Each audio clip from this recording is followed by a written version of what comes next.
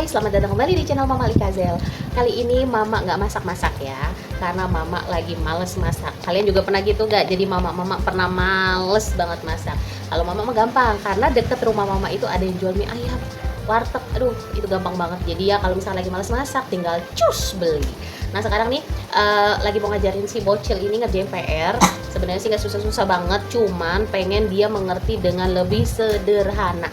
Oke, dan ini Mama ngajarinnya sekaligus sama yang paling kecil. Jadi walaupun dia belum sekolah, tapi paling nggak kalau ngeliat-ngeliat tuh menurut Mama nanti dia bisa akan lebih mengerti, walaupun belum bisa banget ya, tapi paling nggak nyimak gitu. Kalian juga gitu gak sih kalau misalkan bocilnya itu nggak ngerti, jadi agak-agak gregetan pengen ngajarin tapi dengan cara yang lebih sederhana. Nah kalau Mama nih alatnya ini ya. Tuh, jadi ini Mama punya papan tulis. Papan tulis ini nih nanti Mama gunakan untuk ngejelasin biar lebih sederhana. Dan kalian lihat ya, ini bocil-bocilnya sambil makan juga. Abang Anca sambil makan. Nah, ini yang mau mengerjakan tugas ya. Nah, yuk kita baca soalnya. Gina dan Mutia memiliki buah apel yang sama banyak. Nah, namanya siapa? Gina sama Mutia. Mutia. Terus mempunyai apel yang sama banyak. Ya. Terus Yaitu 20 buah. 20 buah. Dia punya 20 Buah apel. apel. Yang lagi 20 Buah apel.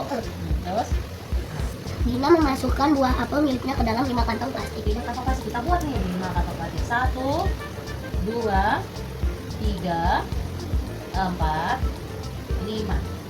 Nah, terus Adapun Mutia memasukkan buah apel miliknya ke dalam 4 kantong plastik. 4 ya. 1 2 3 4 dah. Terus Berapa jumlah apel dalam setiap kantong plastik Gina dan Mutia? nah, cara sederhananya, ini apel ini dibagi ke semua plastiknya ini. Kita hitung ya, sampai 20 apelnya. 1, bagi berapa?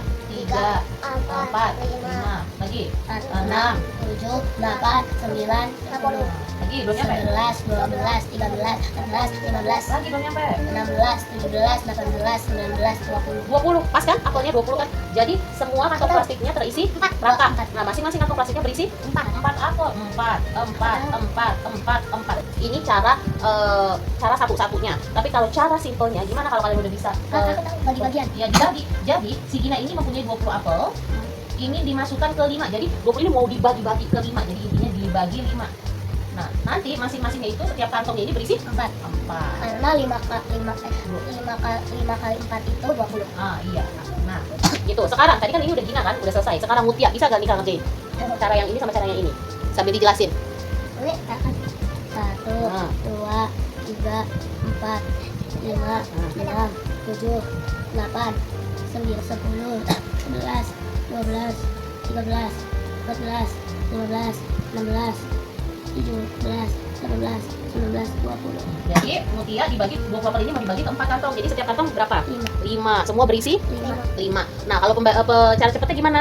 20 bilang 20 apel, bilang 20 apel dibagi 4 kantong plastik, dibagi 4 kantong plastik sama dengan isinya 5. Jadi pertanyaannya berapa dibalik buah setiap kantong plastik? Gina sama dengan 4 apel dan Mutia sama dengan 5 apel setiap kantong plastik. Kita kerjain. Ngerti nih Kak? Nah, ini caranya Mama. Mungkin kalau mama yang lain lebih pintar ngajarinnya, tapi ini cara Mama ya. Jadi ini kalau cara dulu tuh pakai korek. Kalau cara dulu tuh pakai korek ya. Sekarang ini ada papan tulis, jadi satu. Tapi cara cepatnya langsung dibagi. Dan kalau dengan cara kayak gini, pasti bonusnya si bocil yang paling kecil ngeliatin, jadi paling gak dia gitu. Siapa tahu ada nyangkut. Nah sekarang Nika sedang mengerjakan ya soal-soal yang berikutnya.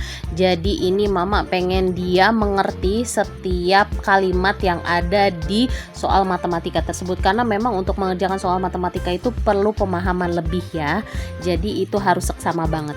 Jadi gitu, kalau misalkan bocil-bocil Mama itu belajar sebenarnya udah nggak diajarin, tapi kalau untuk ada pertanyaan-pertanyaan atau pelajaran-pelajaran yang susah baru mereka tanya. Jadi mereka kalau ngerjain PR itu sendiri, untuk ngerjain tugas itu sendiri. Jadi paling Mama tuh cuma nanya udah selesai belum tugasnya.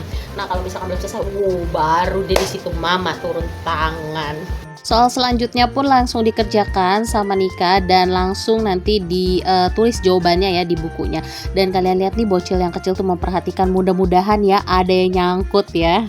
Mama sambil cerita ya. Jadi kalau untuk kalau bocil mama yang namanya Mika itu, jadi dia tuh orangnya itu pengennya cepet. Jadi kalau misalkan dia ada tugas, dia tuh pasti pulang sekolah langsung dikerjain, gak ada pakai babi bu gitu, pasti langsung dikerjain, karena dia pengen tuh sorenya itu dia bisa main, bisa yang pengen dia lakuin gitu. Jadi dia pasti langsung mengerjakan PR, dan dia juga takut kalau misalkan malam-malam pada saat ngerjain PR mamanya udah nggak nyempet, kalau dia tanya-tanya, mamanya nanti murka. Jadi makanya dia selalu ngerjain PR, dan itu pun kalau dia ngerjakan PR-nya sendiri. Tapi dia paling seneng tuh walaupun dia ngerjain sendiri ya, tapi dia tuh nyamannya itu kalau di depan mamanya gitu, walaupun dia nggak nanya ya, tapi dia tuh di depan mamanya gitu loh.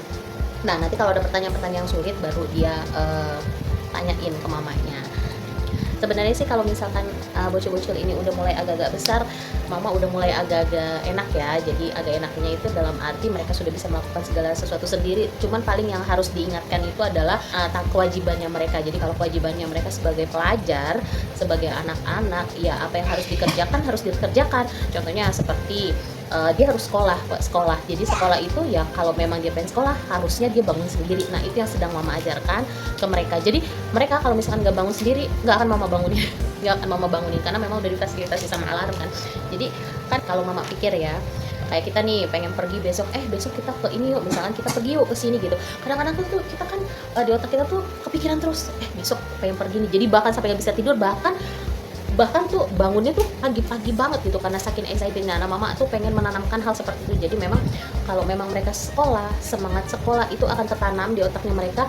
Dan kalaupun mereka pagi-pagi bangun, itu ada alarm tersendiri di tubuhnya mereka, sehingga mereka itu bisa bangun dengan sendirinya. Karena memang kewajibannya mereka itu sudah ada di otaknya. Oh ya, aku harus sekolah, aku harus bangun gitu.